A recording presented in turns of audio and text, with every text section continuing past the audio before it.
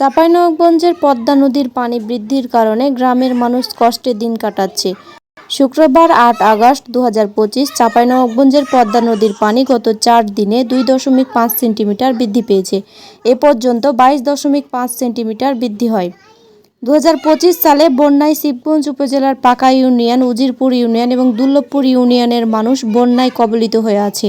নদী ভাঙন এলাকার বাসিন্দারা সিএটিভি নিউজকে জানান, পদ্মা নদীর পানি বেড়ে যাওয়ার কারণে বাড়ির চারিদিকে পানি। এতে পরিবারের সদস্যরা বাড়ি থেকে বের হতে পারছে না এবং পাকা ইউনিয়ন, বগলাউড়ি, লক্ষ্মীপুর ফেরিঘাট স্কুল ছাত্রছাত্রী সহ সাধারণ মানুষ দৈনিক ৮ থেকে ১০ হাজার মানুষ চলাচল করেন। এতে বগলাউড়ি লক্ষ্মীপুর ফেরিঘাট ব্রিজ না হওয়ার কারণে এ সময় সাধারণ মানুষ ও স্কুল ছাত্রছাত্রীরা নদী পারাপারের কারণে স্কুল যেতে পারছে না। প্রতি বছর এ সময় পদ্মা নদীর ভাঙন শুরু হয় এবং ভাঙনের কারণে ১ থেকে ২ বার বাড়ি সরাতে হয়। জোরালোভাবে দাবি জানাচ্ছি সরকারের কাছে, স্থায়ীভাবে ব্রিজটা হবে, অস্থায়ীভাবে বাঁধ হবে, এটাই আমরা সরকারের কাছে প্রত্যাশা করছি।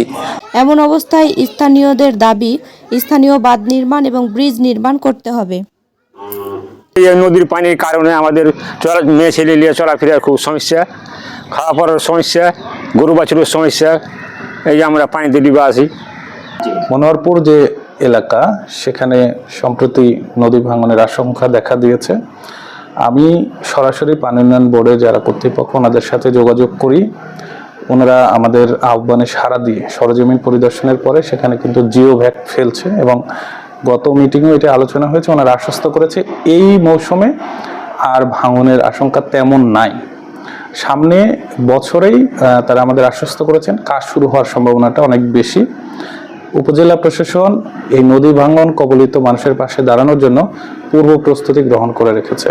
আমরা পর্যাপ্ত আর্থিক ব্যবস্থা, আমাদের ঘর নির্মাণ সামগ্রী থেকে শুরু করে শুকনো খাবার আমরা আমাদের কন্ট্রোলে রয়েছে।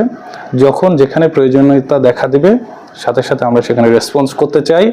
পাশাপাশি সমাজে যারা বিত্তবান ব্যক্তি রয়েছে তাদেরকেও আমি অনুরোধ জানাতে চাই যে তারা যেন ব্যক্তিগত উদ্যোগে এ সকল আমাদের বন্যা কবলিত এবং ভাঙন কবলিত মানুষের পাশে দাঁড়ান।